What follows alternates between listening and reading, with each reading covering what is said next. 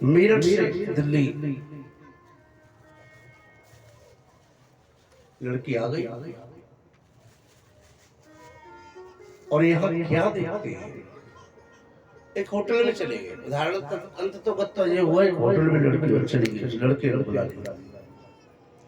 लड़की की उम्र भी कम है, अभी 1 महीना बाकी है उसे 18 वर्ष होने में। ध्यान दे, 1 महीना बाकी है अभी 18 वर्ष होने में। जिस लड़के ने उस लड़की को फंसाया, गलत मार्ग पर लेके आया, वो लड़का, उस लड़के ने होटल में रूम बुक कराया, वो भी अपने आईडी पे नहीं, लड़की की आईडी। लड़की से कहा, देख हम तो लड़के हैं, बहुत सारी बातें हमें पूछी जाएंगी और तुम्हें कोई कुछ नहीं पूछेगा, और तुम एक काम करो, तुम अपनी आईडी पर और ये रूम बुक कर दो। लड़की तो होती भौरी, थोड़ा सा चिकनी चुपड़ी बात करी उसने। ये विदर्भी लड़का है, थोड़ी सी बातें करी और थोड़ी सी बातें करने के उपरांत क्या हुआ, बस फंसा ली और दिल्ली बुला ली और होटल में कमरा बुक करा दिया। देव योग से उस होटल की जो मैनेजर थी, ध्यान देना, वो बड़ी अनुभवी थी और बड़ी सुलझी हुई औरत थी। सुलझी हुई औरत है, उसने पूरा मैटर देख लिया, ये लीला क्या है। उसने उस लड़की को समझाया, लड़की नहीं मानी। लड़की ने एक डायमंड की रिंग पहन रखी हाथ में, ध्यान देना, और ये घटना बता रहा हूं, संभलने के लिए घटना बता रहा हूं और अपने बच्चों को संभालने के लिए घटना बता रहा हूं। डायमंड की रिंग लड़की ने पहनी हुई है। जो मैनेजर है उसने पूछा कि बेटा तुम कैसे आई हो, क्या है? बोल नहीं आंटी, बस ऐसे ही। अच्छा, ये तूने जो रिंग पहनी है ये किसने दिया? आंटी ये जो है मेरे पिताजी ने दिया। तेरे पिताजी? बड़ी महंगी रिंग दिलाई है। लड़की बोली, मेरे पिताजी मेरे से बहुत प्रेम करते हैं, बहुत प्रेम। बोल, इसका मतलब तो पिताजी से सारी बातें शेयर करते हो? बोली, आंटी मेरे पिताजी बिल्कुल मेरे मित्र जैसे, सखा जैसे हैं और हम सब बात शेयर करते हैं। अंत तो ये हुआ कि उसने पूछा, क्या अब तो जो यहाँ पर आई है ये भी शेयर की है ये बात? अरे आंटी ऐसे कैसे, वो तो मुझे आने ही नहीं देते। उस लड़की ने बहुत समझाया, लड़की को बहुत समझाया उस मैनेजर ने। बाकी अंत तो गत्वा एक बात समझ में नहीं आई। आंटी वो लड़का मेरे से बहुत प्रेम करता है, वो बहुत, और वो तो ये कहता है कि मैं, और कुछ ही समय में मेरे घर आने वाला है मेरी शादी के लिए, और आंटी बहुत प्यार करता है। आंटी वो बहुत दिन का बहुत अच्छा है, वो ये है वो है, और उसकी उस लड़के की प्रसन्नता में बहुत सारे कसीदे कसे, परंतु वो मैनेजर बड़ी श्रेष्ठ थी। ध्यान देना, इतनी श्रेष्ठ थी वो मैनेजर। उसने कहा, बेटी थोड़ी सी एक बात मेरी मान लेगी? चल मैं तेरी साथ में, पर तू एक बात मेरी मान ले। क्या? बोलो, जैसे जैसे मैं कहूँ वैसे कह दे एक बार, और उसे ऐसा नहीं लगना चाहिए उस लड़के को कि जो है कोई तेरे पे फोन करवा रहा है। ठीक है, जो बात कहनी थी वो सब बता दी। और लड़की ने फोन किया, उस लड़के का नाम लेकर के, भाई क्योंकि उसने तो जो है हिंदू नाम रख रखा है, सनातनी नाम रख रखा है, और उसने अंत में वो था क्या? बोल, था विधर्मी। जिहादी था। अब तो लड़की से फोन करवाया उस मैडम ने और उसने कहा भाई तू आजा जल्दी। बोल क्यों, क्या हुआ? बोल यहाँ पुलिस आ गई है और ये पुलिस मुझे पकड़ कर लेने जा रही है, तो कैसे भैया कुछ भी कर। लड़का ने कहा पुलिस आ गई है, तूने मेरा नाम तो नहीं बताया? नहीं मैंने तेरा नाम तो नहीं बताया। बहुत समझाया और फिर बोला सुन अभी फोन मेरा काट और आज के बाद में और मैं नहीं आऊंगा, तुझे भागना है तो भाग जा जल्दी से, और मैं अब तेरे पास में होटल में आने वाला नहीं हूँ, और तुझे जो करना है सो अपने आप कर, और मैं तेरा नंबर ब्लॉक कर रहा हूँ, और आज के बाद में मैं तेरे से ब्रेकअप कर रहा हूँ। और वृंदावन बिहारी लाल की जय। लड़के ने क्या कहा, मैं तेरे से क्या कर रहा हूँ, ब्रेकअप, छोड़ रहा हूँ तेरे को। अभी तो शुरू ही नहीं हुआ, शुरू होने से पहले छोड़ दिया। बोले पुलिस को पता चल गया ना, पुलिस की बात कान में आ गई ना, ध्यान देना।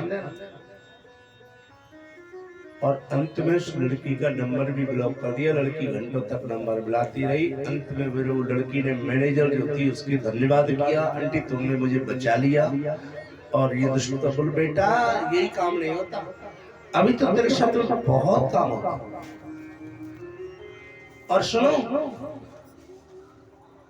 एक तो जो मेहंदी लगाने वाला है ना, ध्यान देना, मेहंदी लगाने वाले को कभी अपना नंबर मत देना।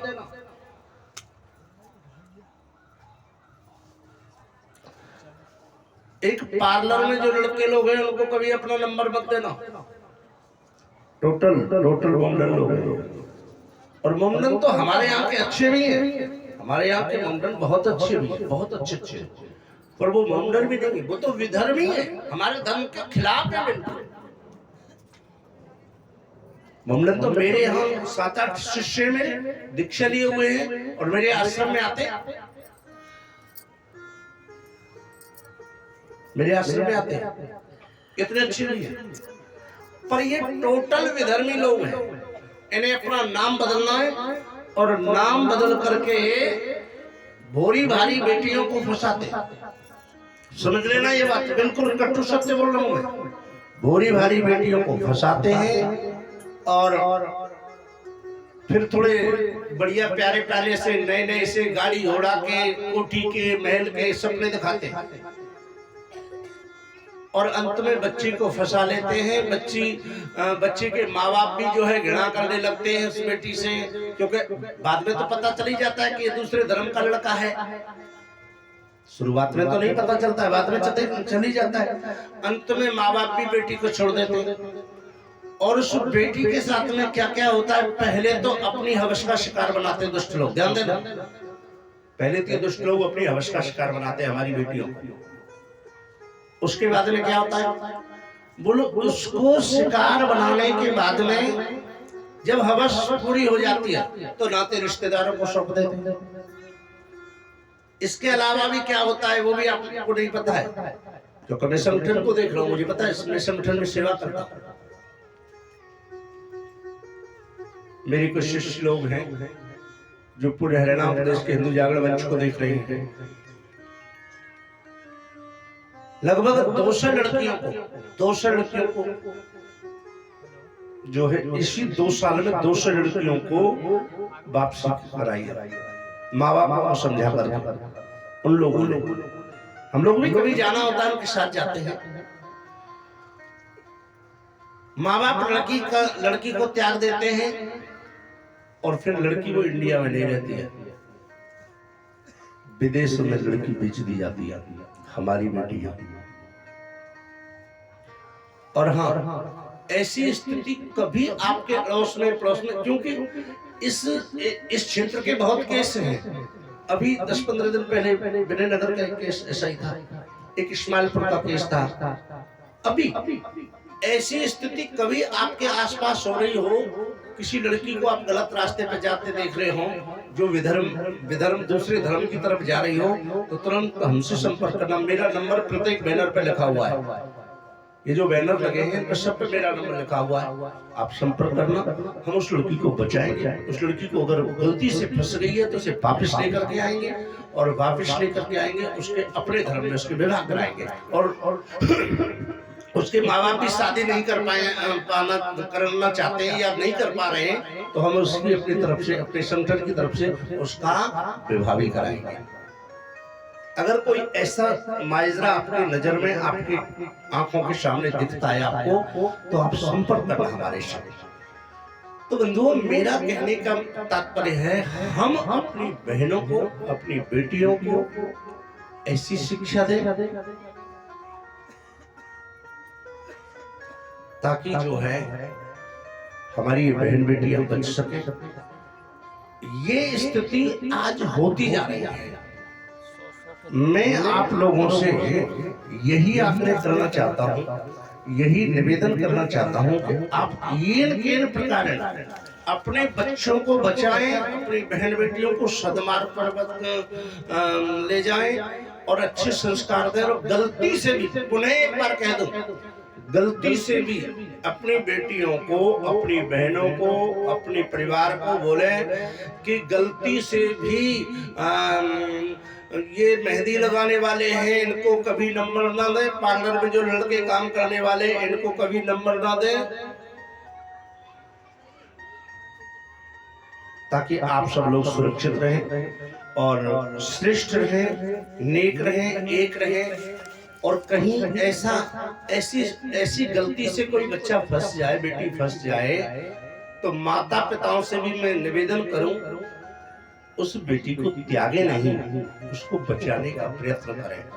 और तुम नहीं बचा पाए तो हमसे संपर्क करें सीधा, हम जरूर उस बेटी को बचाकर करेंगे और हम उन विधर्मियों के पास में बेटी को नहीं जाने देंगे। एक और बात, कटु सत्य, एक और कटु सत्य मैं आपको बता रहा हूँ, हालांकि बीच में मुझे चर्चा नहीं करनी चाहिए, पर ये एक कथा का एक अंग है, क्योंकि हमारा धर्म ही, हमारी धार्मिक बेटियां ही, बहनें ही अगर कुमार पर चली जाएंगी तो सत्संग में रहेगा कौन?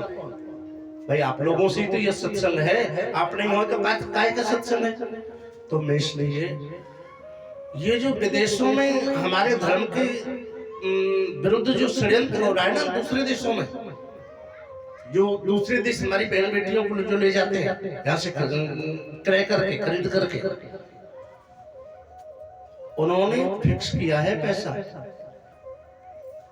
आप कई बार मार्केट में देखते हैं, मार्केट में हम लोग किराया देंगे 10,000, उसी दुकान का ये लोग जो विधर्मी लोग हैं किराया देते हैं 30,000। और किसी भी दुकान पे देख लेना, कपड़े की दुकान पे देख लेना, कपड़े की दुकान पे भी अपना नंबर मत देना कभी भी। जो बड़ी दुकान उस पे 10-10 लड़के, एक दुकान पे 10-10 लड़के रह रहे हैं। और विशेषकर ऐसी जगह पे जहां देवियों का, बहनों का, बेटियों का जाना आना रहता है, ऐसी जगह पे 10-10 लड़के, कुछ नहीं करना है तो करते जलते कुछ नहीं। वो कपड़े की दुकान तक बहाना है, अड्डा है, क्योंकि बेटियां आती हैं वहां पे और उनको वर्गलाया जाता है, उनको समझाया जाता है, बहलाया फुसला, हाँ जी हम तुम्हारे पास में वो तुम्हारी ये साड़ी तैयार करके भेज देंगे, तुम अपना नंबर दे जाओ, हम लोग अपना नंबर दे जाते हैं, फिर नंबर का मिसयूज होता है। समझ रहे ना ये बात? और बंधुओं, मैं आपसे निवेदन कर दूं, हमारे साथ फिर क्या होता है, बोलो जो छोटी जाति की बेटियां होती है ना, उसका रेट रखा गया है। करिए अगर छोटी जाति की कोई व्यक्ति, लड़की है, तो उसको 5 से 10 लाख रुपए उस लड़के को मिलेंगे जो लड़का उस लड़की को फंसा कर लाएगा। और जो बड़ी जाति की लड़कियां हैं उससे 15 से 20 लाख रुपए रेट है। अब एक साल में, और सुनो, हजारों लड़की हमारे देश से विदेश भेजी जा रही है, विदेश जो लौट कर नहीं आती हैं पूरे देश में से हर साल। और मैं ऐसे नहीं कह रहा हूं, इसका सटीक प्रमाण है मेरे पास में, हजारों लड़की हमारे पास में प्रमाण है इसका। अब समझ लीजिए किसी लड़के ने 1 वर्ष मेहनत करी, आप तनख्वाह कितनी कमा सकते हो? ज्यादा से ज्यादा 50,000, 1 लाख, 2 लाख। उसने इसमें मेहनत करी फंसाने में, और एक को फंसा दिया किसी एक को, उसकी तो पूरी तनख्वाह हो गई ना 1 साल की। ये कटु सत्य है। इस बात को आप ध्यान देंगे। हमें बिल्कुल गलती से अगर कोई बच्चा गलती कर भी दे ना, तो कोशिश उसे त्यागने की नहीं करनी है, उसे बचाने की कोशिश करनी है। और बिल्कुल अपना नंबर अपनी हर बहन को, हर बेटी को बताओ कि अपना नंबर कभी किसी कपड़े की दुकान पर, किसी नाई की दुकान पर, किसी जो है मेहंदी वाले की दुकान पर नहीं दे के आएंगे। समझ लेना। बोलो गोविंद भगवान की जय, राधा वल्लभ लाल की जय। तो बंधु जरा ध्यान दें और धर्म के प्रति सचेत रहें, और घर घर जाकर के सनातन धर्म को जगाएं और सनातन धर्म का डंका बजाएं। ये मेरा आप सब लोगों से आग्रह है। बोलो वृंदावन बिहारी लाल की जय।